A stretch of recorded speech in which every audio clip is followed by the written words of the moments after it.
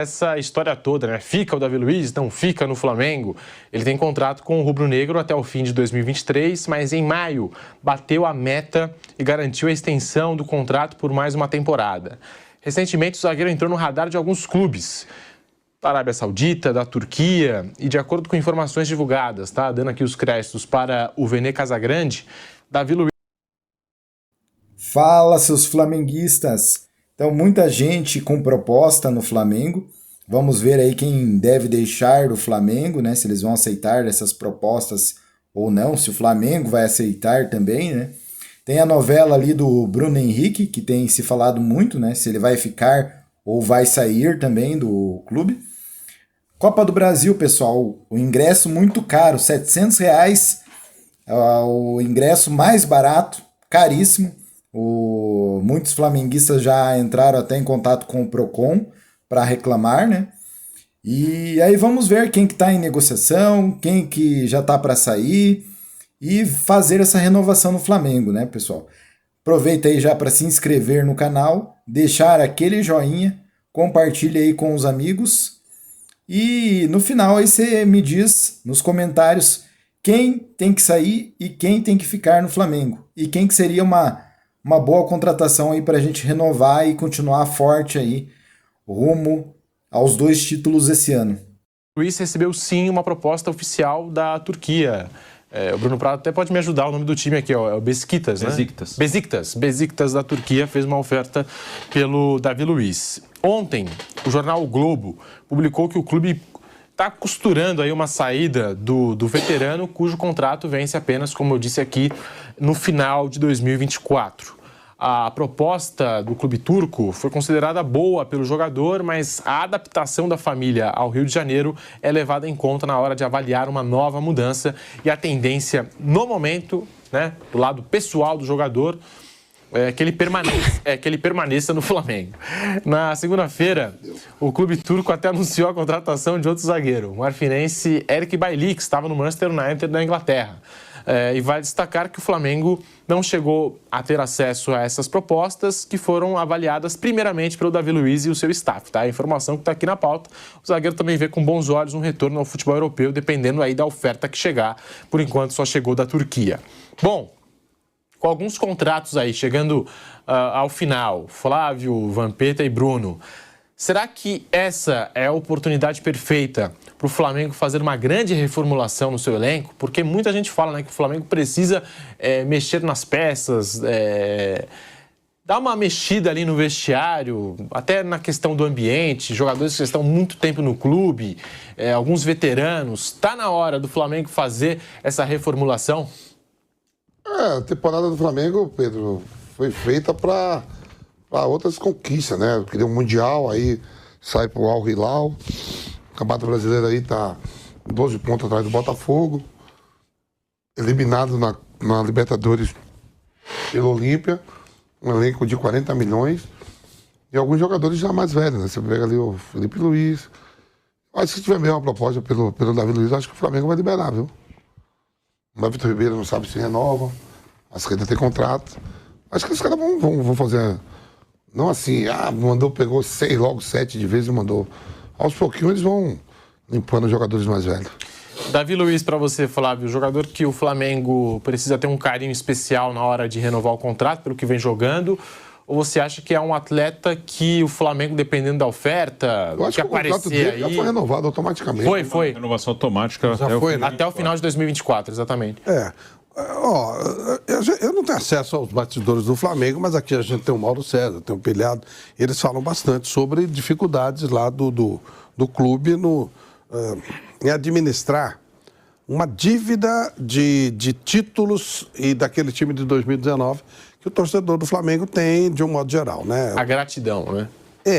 Gratidão pelos títulos, que é tudo difícil. Que aconteceu pelo futebol, né? 2019 foi espetacular.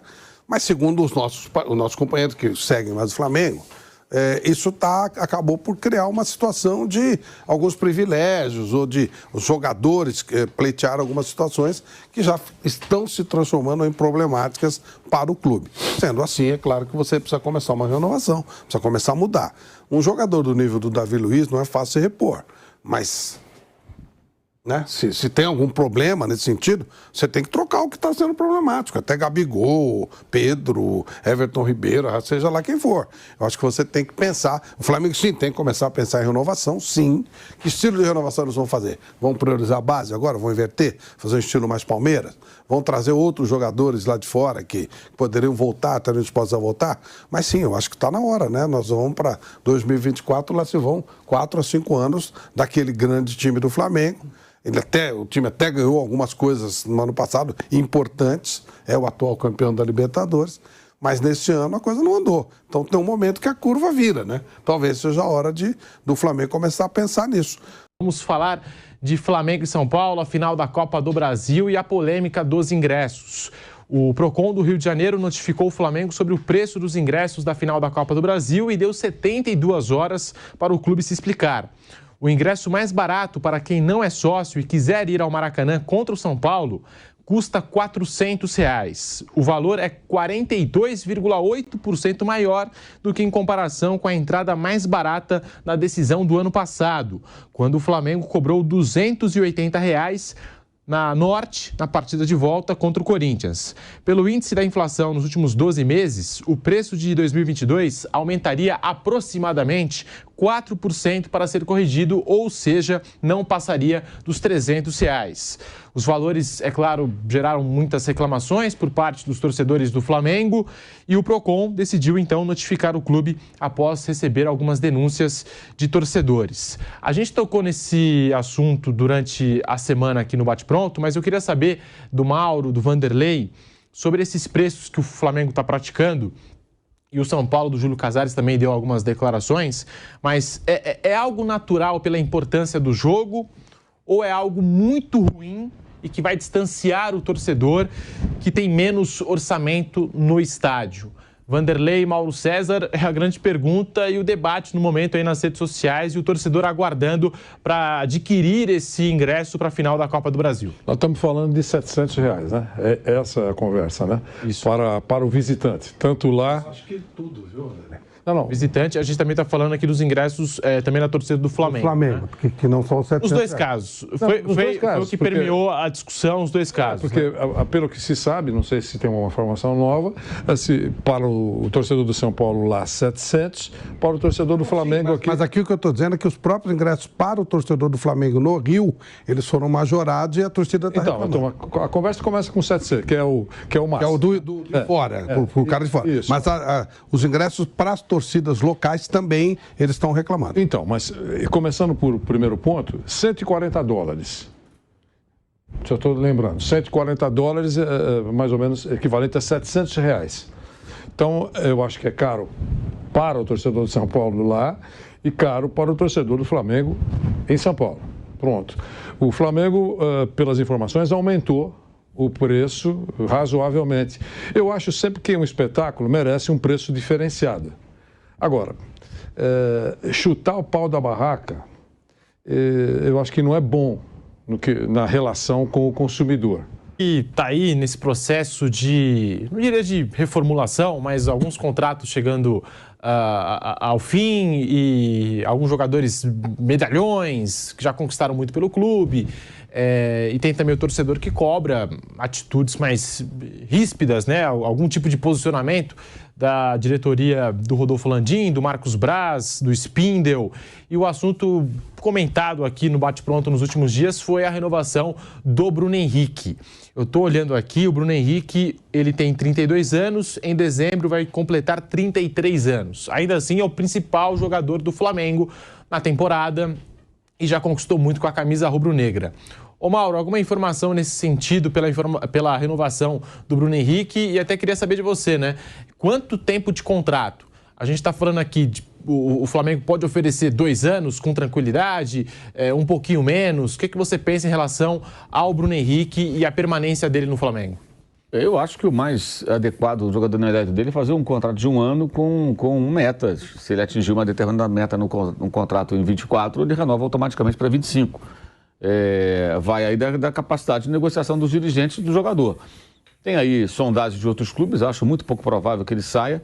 Não acredito que algum outro clube brasileiro vá pagar muito mais do que ele recebe lá no Flamengo. Ele vai se mudar para um outro clube, tudo, acho um pouco provável.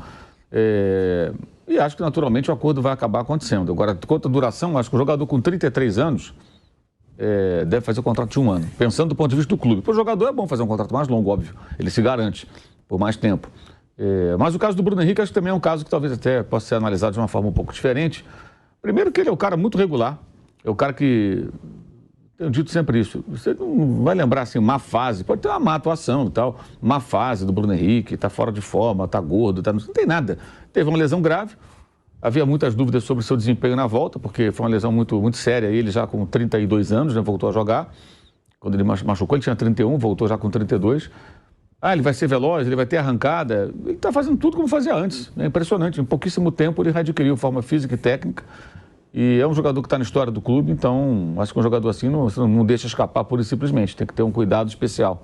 Ele merece um cuidado especial. Tudo que ele construiu no Flamengo foi jogando pelo clube. Ele, quando chegou no Flamengo em 2019, ele não era um dos salários mais altos. Mas ele foi tão importante naquela temporada que acabou sendo elevado ao patamar dos principais salários do elenco, né? E na Libertadores passada, pouca gente sabe disso, embora tenha jogado só a fase de grupos, ele foi o líder de assistências da competição, não só do Flamengo. Ou seja, não jogou o mata-mata porque se machucou e ainda assim ele teve uma participação extremamente importante na campanha, né, do título da Copa Libertadores 2022.